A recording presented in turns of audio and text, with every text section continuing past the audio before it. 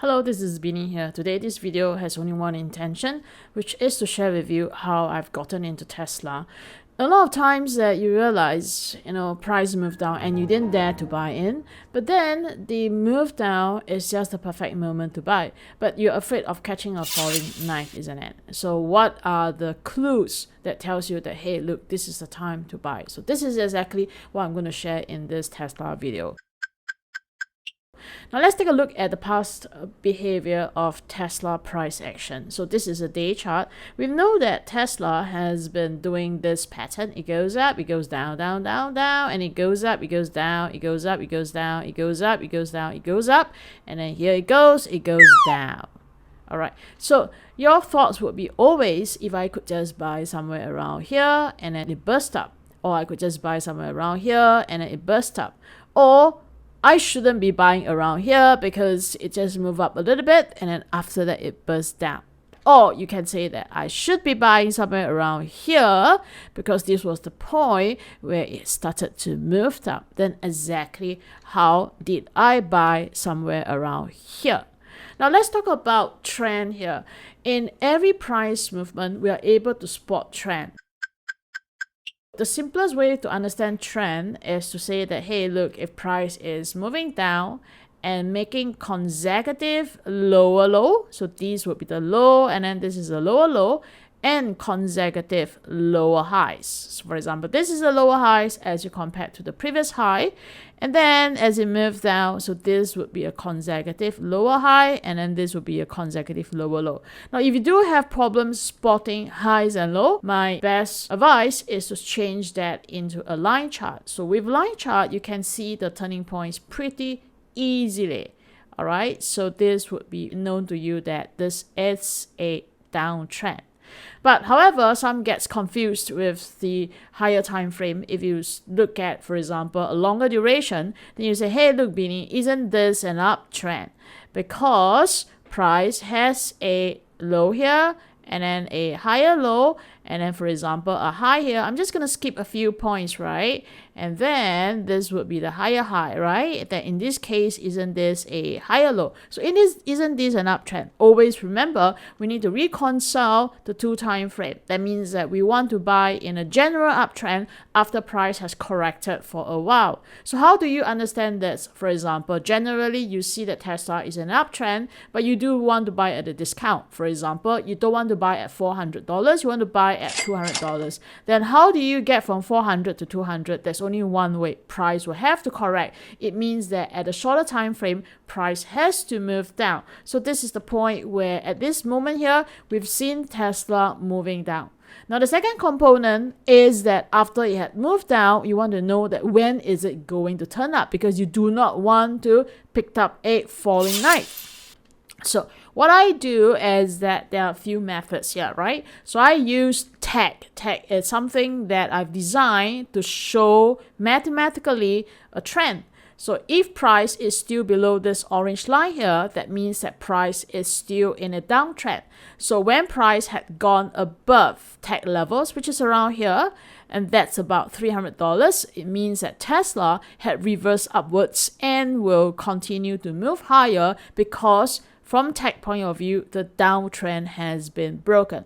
Now, if you want to know more about tag, do join me in this session here, which would be on the 22nd of May, because I'm going to explain more about how to use tag in various instruments, for example, in Singapore stocks, in Hong Kong listed stocks, or in US listed stock, right? And you could participate all this price action using instruments from SGX such as DLCs or warrants.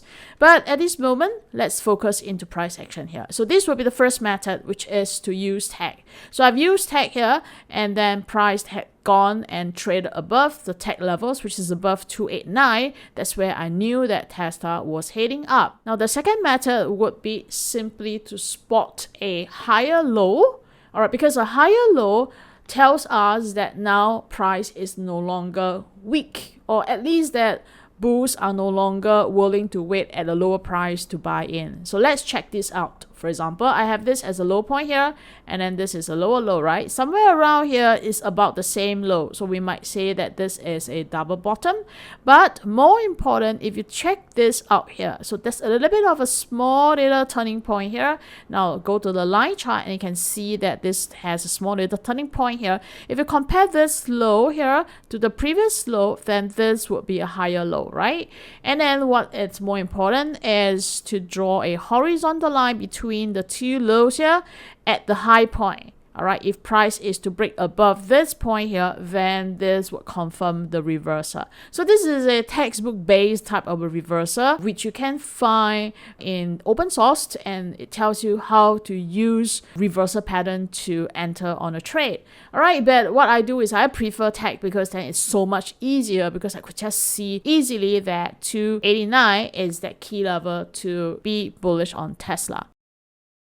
All right, I've done this also in BTC, for example, recently, waiting for price to close above 2 tech levels here. So this would be the 2 tech levels here, and then price moved up. All right, of course, let's go back into Tesla. So we know that Tesla had turned bullish on this day here. But if you are trading in Singapore, then what are the methods that you can use if you do not want to buy into Tesla shares? Or very important is that sometimes when we wake up, then, we are sleeping when the US market is trading. Then when we wake up, we want to do something in the Asian zone, right? So what can we do? The answer is we can be using DLCs, which is daily leverage certificates. Let me just pull in a chart on Tesla. So this is TSYW. You could just go to dlc.sortgen.com to look at the US M7 DLCs. They offer not only Tesla, but Apple, Nvidia, Microsoft, Amazon, and Google. All right, so the M7. If you scroll down and look at that, right? On the May 13th, so Tesla has a huge surge, right? Because of the overnight movement. And for the rest of the day, it has been actually staying flat. That means that starting from 9:30 onwards, price of these DLCs, which will move in line if Tesla is moving higher, then has been actually staying flat for the rest of the trading day. So it means that if you are bullish on Tesla, you could trade Tesla in the afternoon session. So for example, next day it burst up, right? Why was that so? Because overnight Tesla had moved again. All right, so at this point here, you do have the entire day to enter into a bullish Tesla trade here. Now, how much would that gain? For example, if you buy generally the DLCs at about 3.10, that was the average price, then today when Tesla is trading at the current price right now, the Asian market is pricing in these DLCs at 3.82. This means that without buying directly into Tesla shares, then you can be making a gain on Tesla price movement. So this is approximately about 22% gain if you had entered the trade around 3.10.